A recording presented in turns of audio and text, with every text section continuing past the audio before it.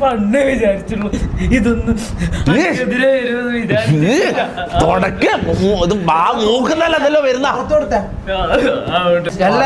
ഇല്ലാത്താന്ന് പറഞ്ഞാലോ ഓനവിടെ പോയി പറഞ്ഞോ?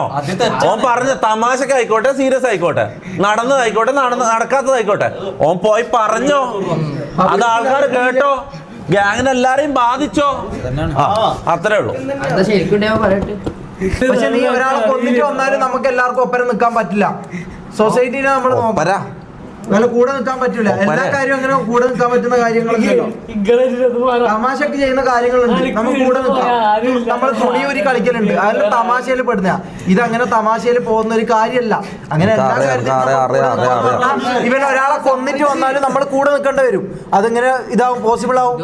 നമ്മൾ 5 പേര് മാത്രമല്ലല്ലോ, നമ്മള് സൊസൈറ്റിനോട് പ്രതിബദ്ധതയുള്ള ആൾക്കാരല്ലടാ.